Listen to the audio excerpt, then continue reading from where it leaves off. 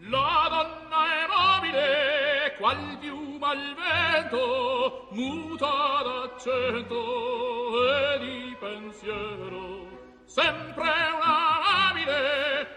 8h18, certes, Laura, Frédéric sont là, mais c'est Béatrice qui va ouvrir le bal, et c'est le cas de le dire, puisque sa chronique expo est consacrée à celle qui ouvre au Petit Palais, au Grand Palais, pardon. Non, au musée d'Orsay. Au musée d'Orsay, ça y est, j'étais perdu dans tous ces lieux dont on parle à chaque oui, fois. Oui, bon, c'est pas loin. À vol d'oiseau, c'est pas très loin. Exposition formidable consacrée à un grand peintre, sculpteur, Edgar Degas, qui effectivement, lui, s'est concentré sur les danseuses. C'est pour ça que je disais, vous ouvriez le bal. Mais ce n'est pas la même exposition que celle qu'on a pu voir sur les peintures et les œuvres de Degas. Non, c'est une exposition très grande, très complexe, sur effectivement Degas à l'opéra, qui était peut-être un petit peu prédestiné à peindre des danseuses. Edgar Degas a vécu dans un milieu plutôt bourgeois, en cette fin du 19e siècle, donc un milieu bourgeois, érudit, où il y a de la culture, il connaît la musique, il connaît l'opéra. Et en cette fin du 19e siècle, le loisir, c'est d'aller se balader sur les grands boulevards, c'est d'aller à l'opéra. Pour cette bourgeoisie, c'est aussi, par exemple, les sports nautiques. Hein. Le peintre Caillebotte, lui, va peindre des bateaux.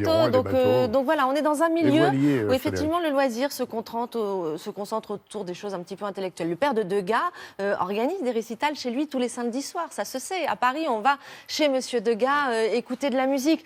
Donc forcément, Edgar Degas, lui, va vouloir retourner à l'opéra, va s'abonner à l'opéra. Et là, ça va être un laboratoire génial de couleurs, de vie, des femmes, des hommes, une étude sociologique aussi. Et il est fasciné par le milieu ou pas? Il est totalement fasciné par le milieu et il est fasciné par le corps humain. Degas a fait un travail énorme sur le corps humain. Il le fera plus tard avec les courses de chevaux, parce que ce qu'il aime, lui, c'est le mouvement. Donc c'est un mouvement qui est quelque chose qui intéresse énormément les impressionnistes.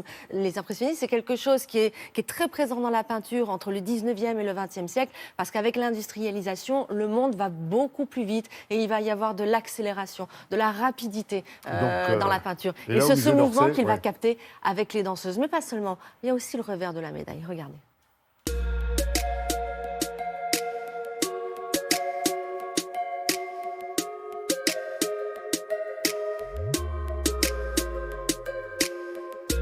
Ce qui intéresse Degas dans l'ensemble de son œuvre, c'est sans doute le mouvement, la grâce, l'effort. Et chez les danseuses, ce mouvement qui naît de l'effort, cette grâce qui émerge sur scène, est un éternel réenchantement et un éternel recommencement.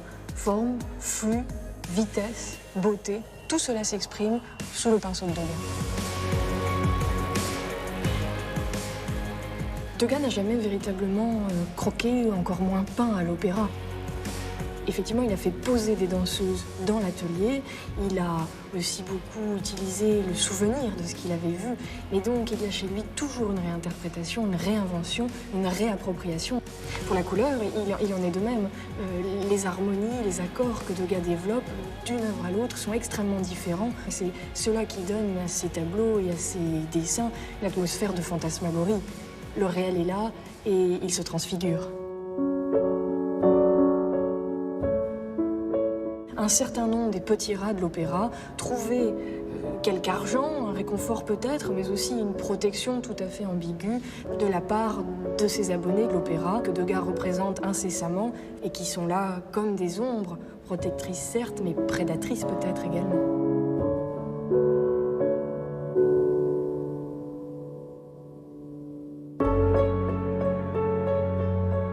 La petite danseuse de 14 ans, en fait, elle est là, à quasi-grandeur, avec un vrai tutu, de vrais chaussons, des cheveux de vrais crins et une telle réalité que le public en est choqué. Lorsqu'elle est exposée à l'exposition impressionniste de 1881, le faux semblant du dialogue entre la danseuse et l'abonné semble être là, quand cette sculpture vient le dire si efficacement, évidemment cela choque.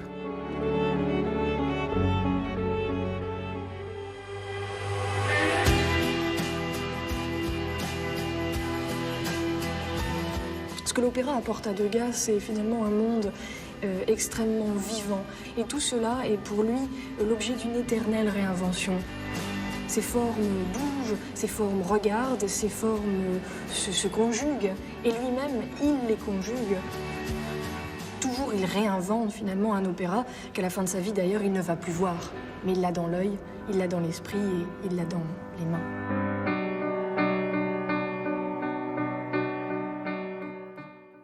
Et ce qui est formidable dans l'exposition, c'est qu'effectivement, vous allez voir du Degas, hein, vous allez en voir beaucoup, mais aussi, ils ont recréé un petit peu le décor de l'opéra. Il y a une immense, on n'a pas pu tout vous montrer, hein, on n'aurait pas eu le temps dans le sujet, mais un immense décor d'opéra. En fait, bref, tout le contexte, on revit ce contexte de l'opéra de Paris, hein, surtout avec Degas, et ce jusqu'au 19 janvier.